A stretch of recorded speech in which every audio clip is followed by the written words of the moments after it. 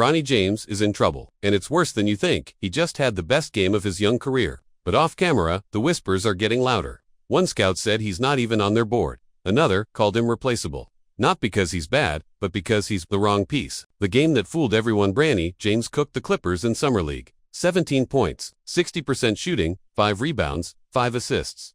He threaded passes in traffic. He broke defenders down off the dribble. He even hit a tough step back that made the crowd buzz. He looked ready.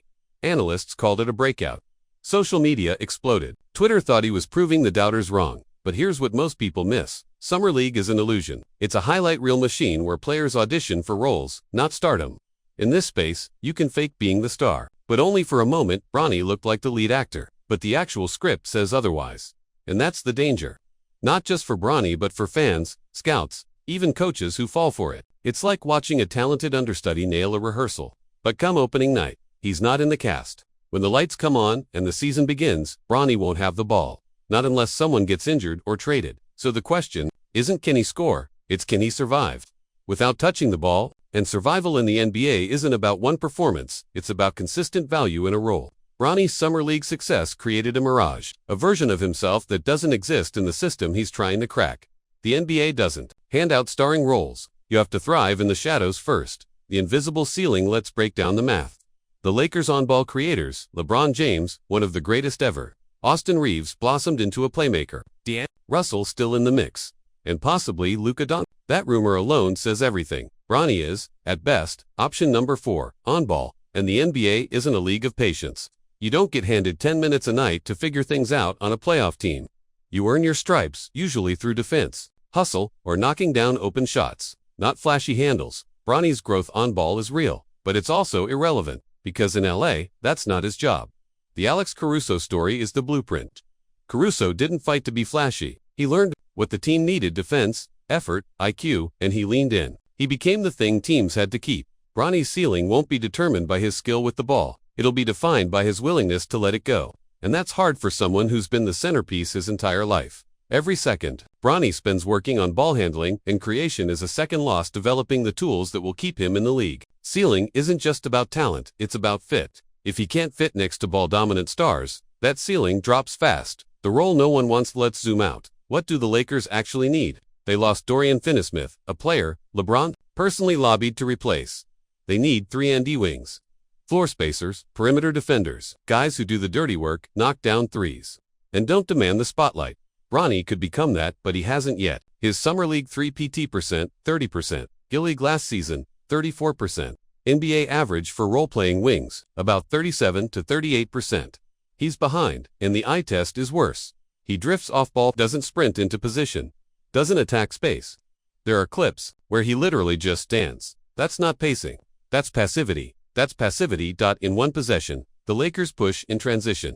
Dalton Knecht is hunting a corner shooter. Bronny, jogging near half court. No angle, no pressure, no help, just existing. If you're not defending or spacing the floor, what are you doing on the court? NBA coaches don't have time to teach spacing fundamentals. They want results. Now Bronny's got to want the role no one dreams of, because it might be the only one available. And if he embraces it, he might unlock a long career. But if he resists, if he chases a dream job in a system that doesn't need it, that's a fast track to irrelevance. The defensive mirage. Let's talk defense. Bronny should be a great defender. He has the frame, long wingspan, strong shoulders, and solid footwork. His father was a defensive juggernaut in his prime. But defense is more than tools. It's mindset, urgency, obsession.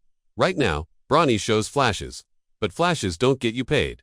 There's a clip where he gives up a corner 3 because he's a half step late on a closeout. Then the very next play, he overcommits on a dig, leaving his man open again. That's 2 straight possessions where he failed on opposite ends of the awareness spectrum. Gap defense. Weak rotations, slow, focus, inconsistent.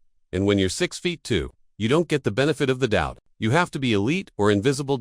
Think about guys like J.R. Hugh, Holiday, or Derek White. They're elite because they treat every possession like a personal grudge. Match. Bronny sometimes defends like he's trying not to foul. That won't cut it. A defender who hesitates is already beat. Bronny has to close the gap between potential and production. Until then, defense remains a narrative, not a selling point. The one thing he gets right, there's one thing saving Bronny's stock right now: self-awareness. He knows. He sees the gap, and he's said as much. There are dudes who can drop 20. I'm not there. so if I want minutes, I have to defend. That line, it proves he gets it. Most young players don't. They want to be Kobe or Steph, even while shooting 28% from deep. Bronny's acknowledgement is refreshing. It's the kind of quote coaches highlight in film sessions. It makes them root for you. But honesty without urgency is useless. You can't just say you're going to be a pest on defense, you have to be the first guy diving for a loose ball, the one crashing into screens, the voice yelling out switches. If Bronny leans fully into the chaos, becomes a defender, a floor runner, a selfless cutter, he can carve out a niche, but so far, he's half in, and half in doesn't last long in the NBA. The good news: this mindset shift is rare. The bad news: if he doesn't act on it, it becomes empty talk. NBA teams invest in effort, not awareness alone. The Bazley dilemma. Let's talk about Darius Bazley. This dude is fighting like his career depends on every second, because it does. Bazley is 6'9", springy, relentless. He had a 27-point double-double, 5 blocks, and was everywhere on defense. If effort were currency, he'd be a billionaire. He's the perfect role fit. The Lakers would sign him in a heartbeat if they could, but they can't. 5 years of NBA service means he's ineligible for a two-way deal. The Lakers are less than $1 million from the hard cap. So unless they waive someone or dump salary, Bazley's out. Now, be honest. If Bronny didn't share DNA with the king, would Bazley have his roster spot? Bronny is a brand. Bazley is a role. The Lakers don't need another name. They need help. And right now, Bazley is what help looks like. Bazley isn't flashy, but he's functional. He gives you defense, rebounding, size, and intensity. All the things a playoff team needs more than a marketable last name. The LeBron factor. Let's not sugarcoat this. Bronny's contract exists because of LeBron James, and that's fine. That's how this business works. Legacy opens doors. Names carry weight. But those doors don't stay open forever. ESPN recently reported that 2026 might be LeBron's final year in LA, whether he likes it or not. The franchise is shifting. Priorities are changing. Once LeBron leaves, or even if he loses leverage, Bronny's protection is gone. He won't get the benefit of the doubt in camp. He won't get extra looks. He'll be just another second-round guard with average size and no elite skill set. Front offices aren't sentimental. They're strategic. And when push comes to shove, they'll replace potential with production. Bronny's got 1 year, maybe less, to prove he's worth keeping without his dad in the picture. Because when the name no longer buys time, the game better buy wins. And right now, that equation is unsettled. The G League graveyard. You want to see how brutal this path really is? Look at the list of G League MVPs over the past 25 years. You'll see names like Vanderblue, Tim Frazier, Quinn Cook Elliott in the G League. Footnotes in the NBA. Only 2, Chris Boucher and Paul Reed, became consistent NBA contributors.